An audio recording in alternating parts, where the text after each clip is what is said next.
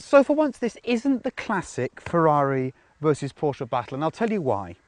It's because the Ferrari 458 Italia is now so expensive and so competent that the cheap, by comparison, £110,000 GT3 RS is an entirely different marketplace. But this is an interesting comparison nonetheless. First of all, these are the cars of the moment, they're the cars we're all talking about, they're the cars we all lust after.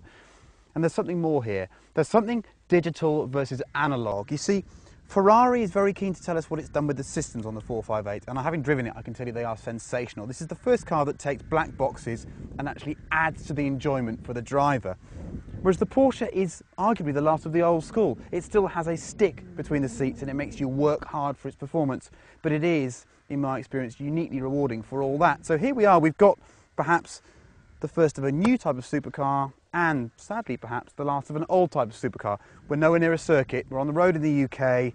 I'm fascinated to find out how this turns out. Like all the best designs, the 458 was influenced as much by function as it was a need for prettiness. It has a drag coefficient of 0.33 compared to the 430's 0.34, so it's a slight improvement. But it's claimed to generate over 360 kilograms of downforce at 202 miles an hour. The most interesting aspect of the front aero package are those moving vanes in the radiator intakes. They move at speed, pushing more air into a channel that vents by the front light cluster. It's very, very trick. The side profile's nice and clean too, because there are no air intakes for the engine, just two small ones low down for the gearbox. The triple exhaust is a sexy nod to the F40 and it looks plain, well, humpable. There's masses of aero going on back here too, managing hot air to get the best from the rear diffuser and create some meaningful downforce. Like I said, Ferrari claims 360 kilograms of the stuff, but we've heard on the grapevine that those figures aren't quite being matched by, independent tests. The motor is 4.4 litres of genius engineering. No titanium trickery, but it still revs to 9,000 RPM and gives 562 horsepower and 398 foot-pounds of torque. And it's got a proper fuel tank too, 95 litres for the full GT effect. The cabin's a treat. Funky, futuristic, intuitive and beautifully built. It smells expensive and the optional carbon-backed seats are, for want of a better word, plain lush.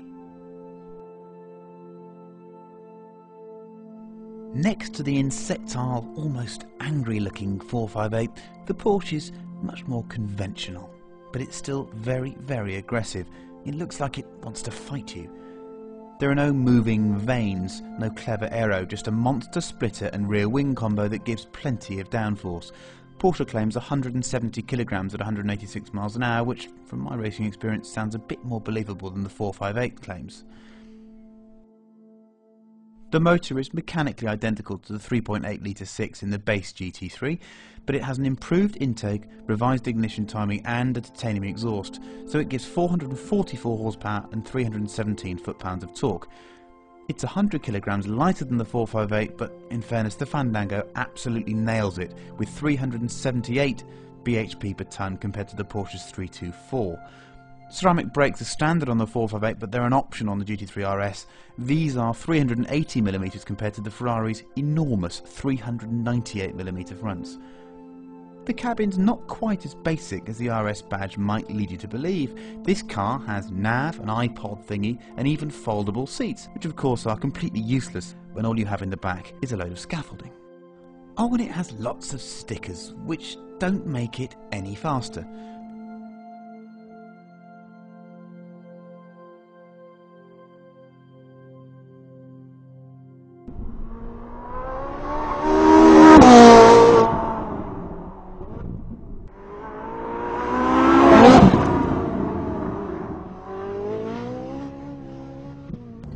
I was just chatting to the owner of this amazing vehicle a few minutes ago, and I suddenly remembered that I own a Ferrari 512 at the moment, a 512 TR, and I just can't believe how far they've come in that time.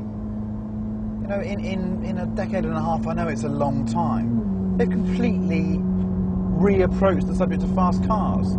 Suffice to say, on UK roads, the 458, the ride's a little bit busy. I've now got it in the softer, damper, but it's still quite busy. But good Lord, does it cover ground. It's got that kind of anytime, any place performance, and its spread of abilities is what marks it out for me. But 1 minute in race mode, full race mode, it's an absolute chomping maniac. It's so fast, it's so up you.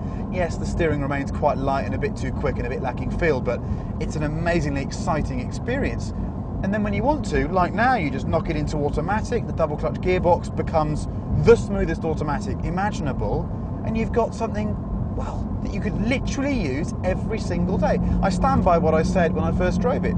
There should be a crime against not using this car every day. Do you want to hear some engine noise? Well, get a load of this. I'm not sure it comes much better than this.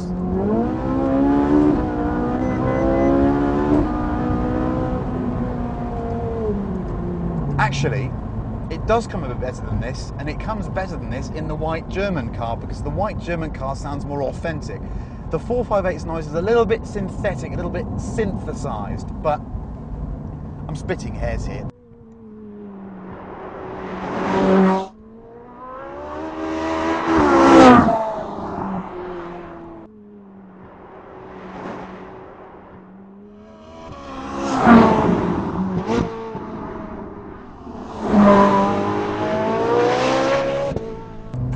But I am finding it quite hard to fault this. I know it's predictable, but they do come at the subject from sort of different angles. It's really, really surprising. But the end result is two cars that are very satisfying to drive, fast and slow. They're just great road cars, truly great road cars. I will never tire of just doing this though.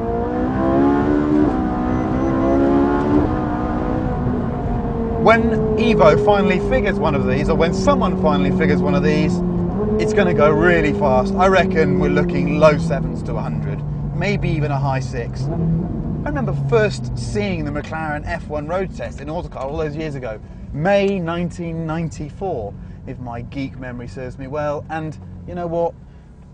I thought cars would never go in the 6s again, but clearly this is going to. Is it really worth 200 grand? Yeah, it's worth £200,000 of any car enthusiast's money. Go and sell your house.